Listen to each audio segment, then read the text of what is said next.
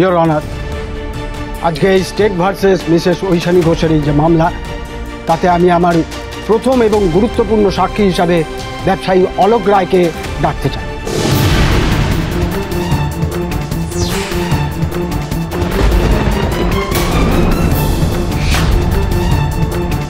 অনুমতি দেওয়া হলো।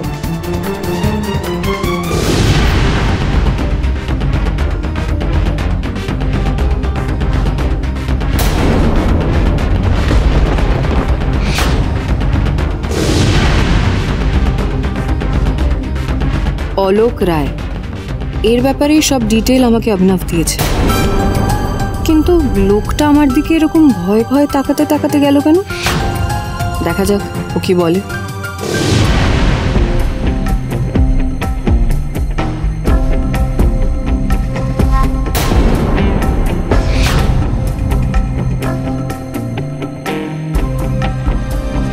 বলুন, যাহা বলিব সত্য বলিব, সত্য বই মিথ্যা বলিব না। যাহা বলিব সত্য বলিব, সত্য বই মিথ্যা বলিব না।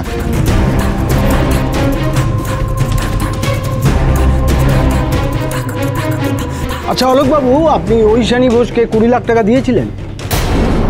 কাকে? ঐশানী ঘোষকে। অবজেকশন ইওর অনার, সাক্ষীকে প্ররোচিত করা হচ্ছে। সাক্ষী ঐশানী ঘোষকে চেনেন কি চেনেন না সেটা সে নিজেই মুখে বলবে। পিপি সাহেব তাকে চিহ্নিত করে দিতে পারেন না। Objection sustain. ওকে, আপনি এসিপি ঐশানী ঘোষকে চেনেন? না। চেনেন না। আচ্ছা, আপনি এসিপি ঐশানী ঘোষকে 20 লাখ টাকা দেননি? না।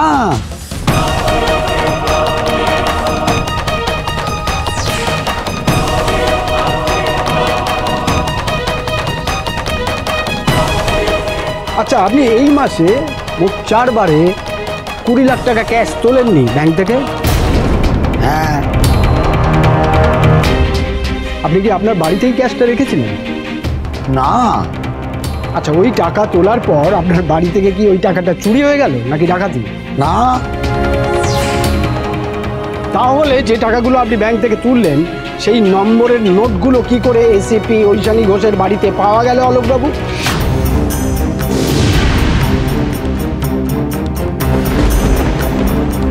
এই বিষয়ে একটু আলোকপাত করতে পারবেন?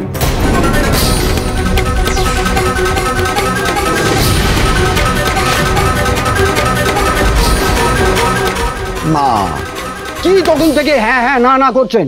যেটা জানতে চাইছি সেটা জবাব দিন। জানি না। বাবা, অনেকক্ষণ হ্যাঁ হ্যাঁ না নার মাঝে আপনার মুখ দিয়ে একটা শব্দ বেরোলো। আচ্ছা, একটা কথা বলুন তো অলোকবাবু, ওই টাকাটা ঐশানী ঘোষের বাড়িতে কিভাবে গেল? হেঁটে হেঁটে নাকি উঠতে উঠতে? ম্যাজিক? জানি না। অলোকবাবু, আপনার অ্যাকাউন্ট থেকে তোলা 1-2 টাকা নয়, 20 লক্ষ টাকা ঐশানী ঘোষের বাড়ি থেকে পাওয়া গেছে, আর আপনি বলছেন আপনি কিছুই জানেন না?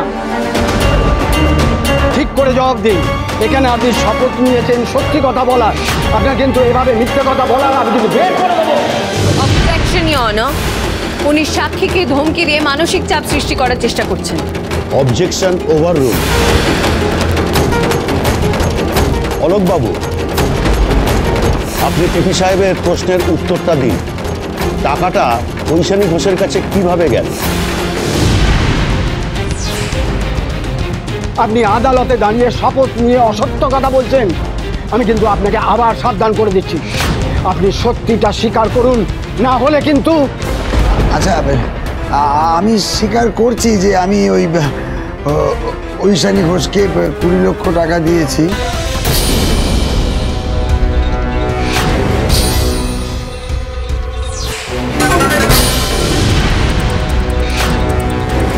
তাহলে আপনি এতক্ষণ না না করছিলেন কেন? না মানে ভাই, ভয়, ম্যাডামের ভয়।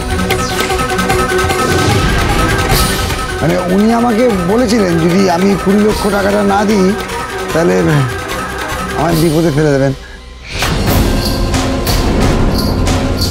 আচ্ছা, ঐশানী ঘোষকে চেনেন আপনি?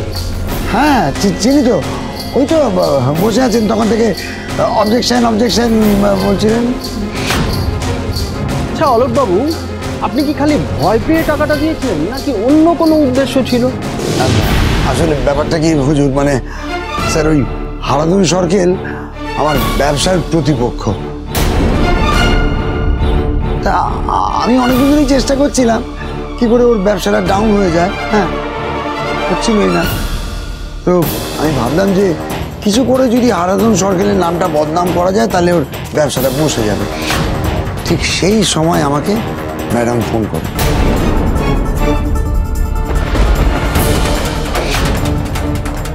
উনি বললেন যে উনি আমার সাথে আছেন। হ্যাঁ, তো উনি ওই হারাধন সরকেলকে তুলে নিয়ে এসে কিছু পাচার টাচারের কেস দিয়ে দেবেন, তাতে ওনার ব্যবসাটা বসে যাবে। পরিবর্তে আমাকে উনি বলেন 20 লক্ষ টাকা দিতে, এবং এই টাকাটা যদি আমি না দিই তাহলে উনি আমাকেও ফাঁসিয়ে দেবেন।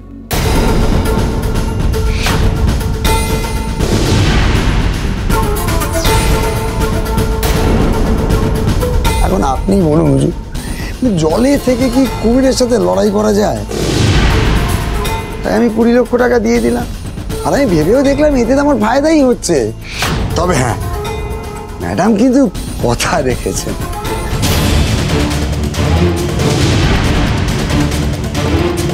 That's all, Your Honor.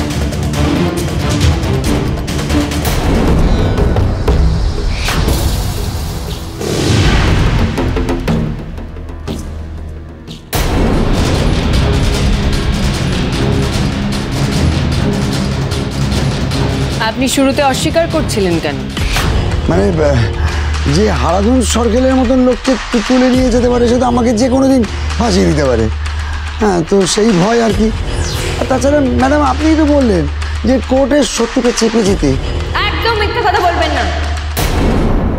Objection, your honour. রীতিমতো আদালতে দাঁড়িয়ে হুমকি দিচ্ছেন Mrs Ghosh. Objection sustained. Mrs Ghosh, আপনার সাক্ষীকে যা প্রশ্ন করার আছে করুন, বাট কেয়ারফুল। সাক্ষীকে ধমকাবেন না। Yes your honour. অলোকবাবু, আপনার সাথে আমার কোথায় কবে পরিচয় হয়েছিল আর ঠিক কিভাবে পরিচয় হয়েছিল? পরিচয় মানে ওই কবে জানি ওই সাল, তারিখ, সময়, কোথায় কিভাবে পরিচয় হয়েছিল একটু যদি মনে করে বলতেন। কঠিন ব্যাপার, মানে এটা আমার ঠিক মনে নেই, মানে এটা মনে করা বেশ কঠিন।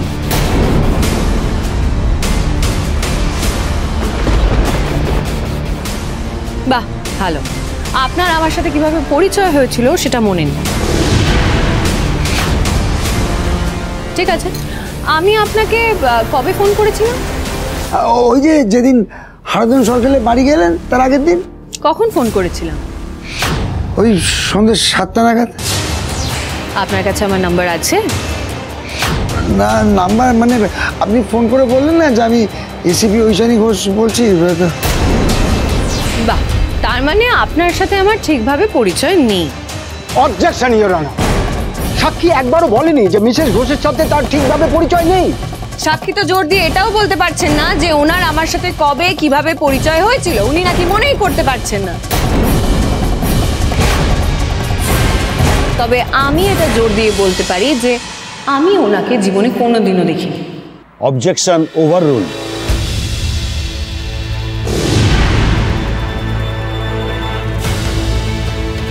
আপনি আমাকে চেনেন না, জানেন না, আমার নাম্বার পর্যন্ত আপনার কাছে নেই, অথচ আমি আপনাকে ফোন করলাম আর আপনি আমাকে টাকাগুলো দিয়ে দিলেন। একটা দুটো টাকা নয়, 20 লক্ষ টাকা। আচ্ছা, আমি টাকাটা আপনার থেকে কখন নিয়েছিলাম, কটার সময়? ম্যাডাম মানে ওই আমি তো ডিরেক্টলি টাকাটা আপনাকে দিইনি। ও, আমাকে টাকা দেননি? তাহলে কাকে দিয়েছিলেন? আপনি বললেন না ম্যাডাম যে আপনার কে একজন লোক আসবে টাকাটা নিতে।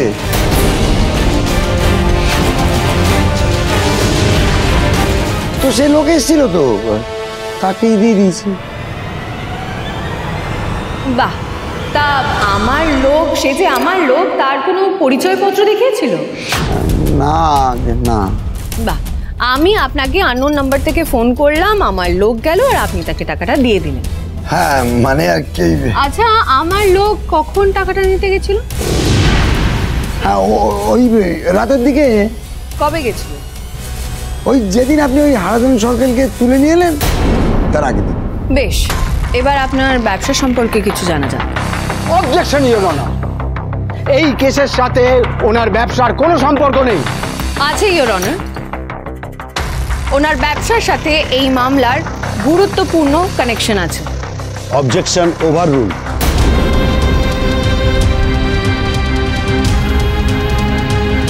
বলুন, আপনার কিসের ব্যবসা?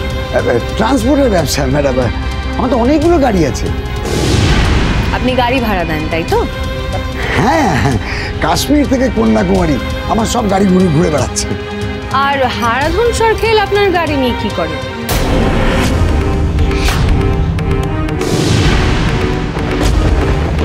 আপনি হারাধন সরকেলকে গাড়ি ভাড়া দেন না? না। আমি আবার জিজ্ঞেস করছি, ভেবে বলুন, আপনি হারাধন সরকেলকে গাড়ি ভাড়া দেন না? আগে না। ইওর অনার, কয়েকদিন আগে একটা গাড়িকে পুলিশ ডিপার্টমেন্ট ধরেছে। সেই গাড়িতে হারাধন সরকেলের কাছে কাজ করে এমন কিছুজন ছিল। তাদের বয়ান থেকে পুলিশ ডিপার্টমেন্ট এই বিদ্যুৎ এবং তার কয়েকদিন পরে হারাধন সরকেলের মেয়ে পাচারের ব্যবসার কথা জানা যায়। সেই গাড়ি করে মেয়েদেরকে হারাধন সরকেলের বাড়িতে নিয়ে যাওয়া হতো। অবজেকশন ইওর অনার, মেয়েরা এই আদালতে স্বীকার করে গেছে যে এই পাচারের কথাটা সম্পূর্ণ মিথ্যে।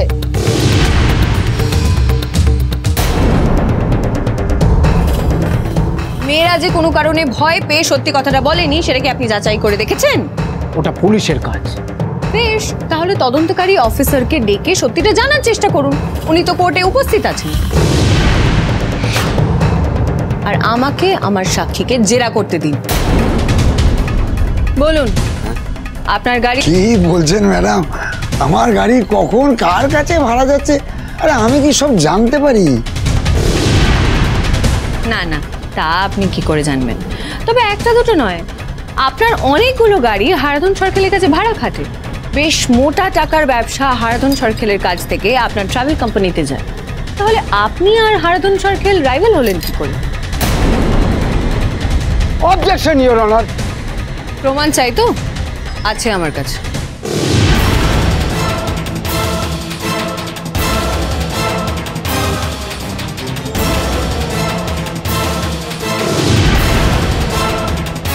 ইওর অনার, এই ছবিতে যে গাড়িগুলো দেখা যাচ্ছে সেগুলো সব হারাধন সরকেলের বাড়ির সামনে দাঁড়িয়ে আছে।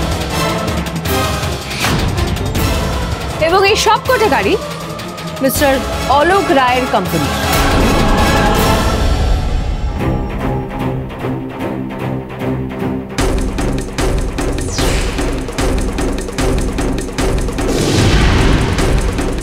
সমর হারাধন সরকেলের বাড়িতে কি করছে?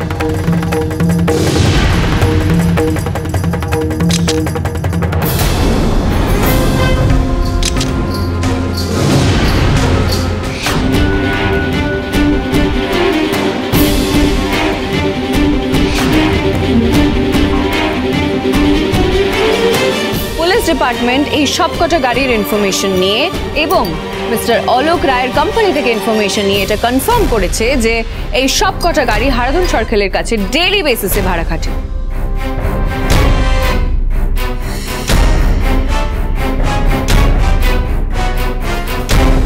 ইওর অনার, এই ফাইলে হারাধন সরকেলের সাথে অলোক রায়ের ব্যবসায়িক লেনদেন ও ব্যবসায়িক সম্পর্কে সমস্ত ইনফরমেশন আছে।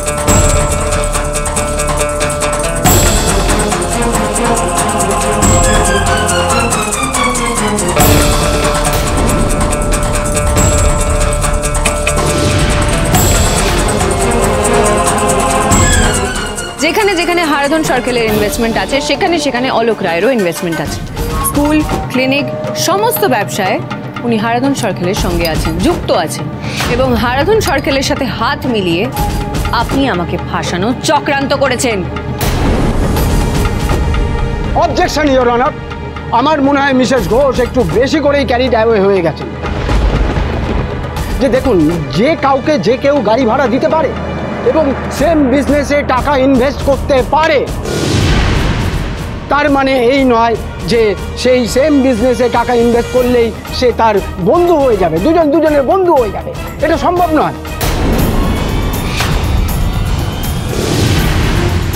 দুজন প্রতিপক্ষ সেম বিজনেসে টাকা ঢালতে পারে, হয়তো সেটাই তাদের মধ্যে শত্রুতার কারণ। Objection sustained. আমি আবার পরবর্তীতে এই সাক্ষীকে জেরা করার অনুমতি চাইছি। অনুমতি দেওয়া হলো।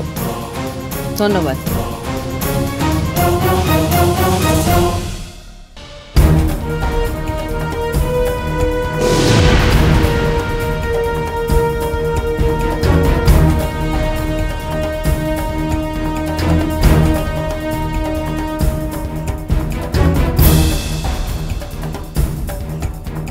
ইওর অনার, এখানে অলোক রায় বলে গেলেন তিনি ঐশানী ঘোষকে সরাসরি টাকা দেননি।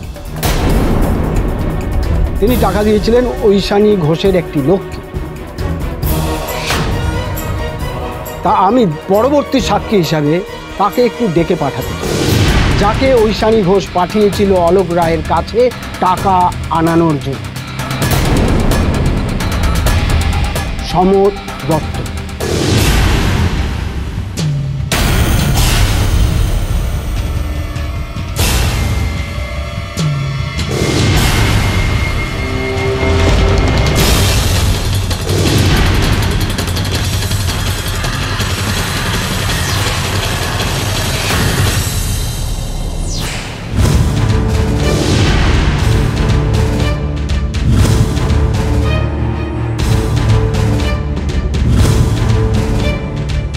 এসো সমর, আমি তোমার জন্যই ওয়েট করছিলাম।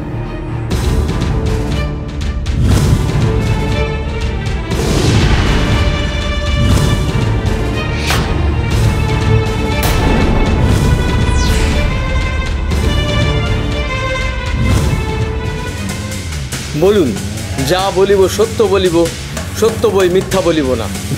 যাহা বলিব সত্য বলিব, সত্য বই মিথ্যা বলিব না।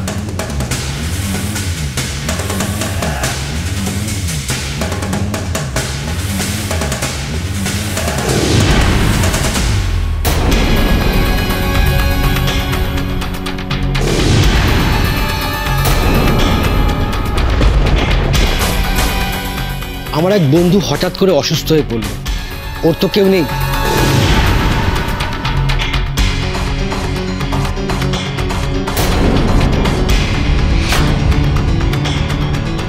খালি ঘুঘুই দেখেছো সমর, হাতটা আজকে দেখবে। ঐশানী ঘোষ আপনাকে অলোক রায়ের কাছে টাকা আনতে পাঠিয়েছিল? হ্যাঁ, আমি একটা বড় ব্যাগ নিয়ে অলোক রায়ের কাছ থেকে ক্যাশটা নিলাম, নিয়ে ম্যাডামের বাড়িতে গেলাম।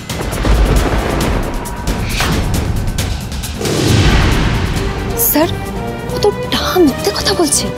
ঐশানীকে ব্যাপারটা ডিল করতে দাও।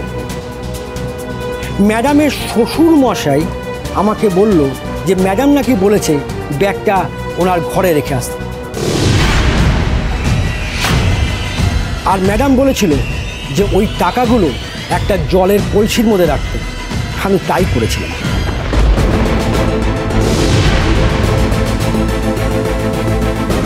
ইওর অনার, ঐশানী ঘোষ শুধুমাত্র টাকা নেননি, তিনি নিজের একজন স্টাফকে ব্যবহার করে ওইখান থেকে টাকা আনিয়ে নিজের বাড়িতে লুকিয়ে রেখেছেন। এবং টাকাটা তো পুরোটা ঐশানী ঘোষের বাড়িতে পাওয়াই যায়, এবং এর থেকেই প্রমাণ হয় ঐশানী ঘোষ একজন দোষী। সুতরাং এরপর কি আর কোনো সাক্ষী প্রমাণের দরকার আছে? প্রমাণ তো হয়েই গেল। ইওর অনার, সাক্ষীকে আমার এখনো জেরা করা হয়নি। অবশ্যই, কিন্তু তাতে কিন্তু আপনার অপরাধটা লুকাতে পারবেন না।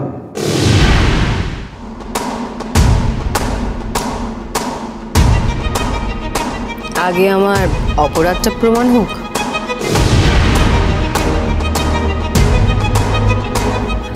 সমর, আমি তোমাকে অলোক রায়ের কাছ থেকে টাকা আনতে পাঠিয়েছিলাম। হ্যাঁ।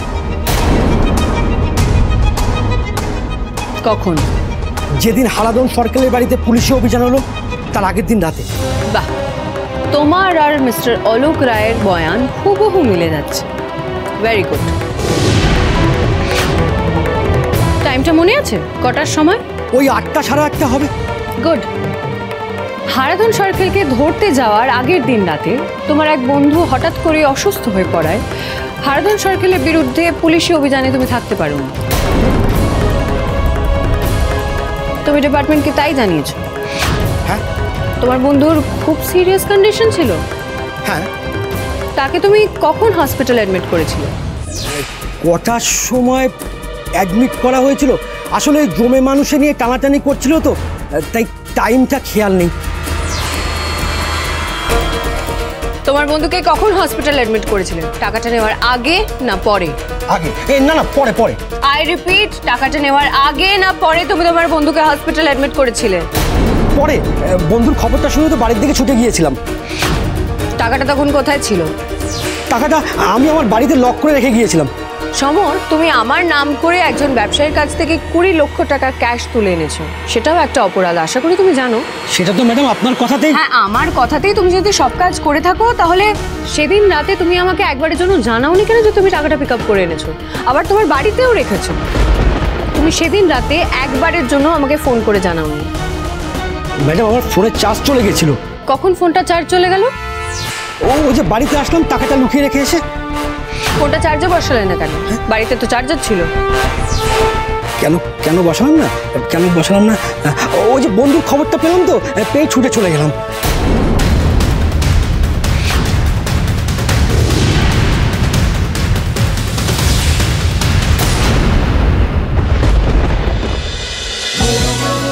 হরগৌরী পাইস হোটেল, সোম থেকে রবি প্রতিদিন রাত 10টায় স্টার জলসায় ও ডিজনি প্লাস হটস্টারে।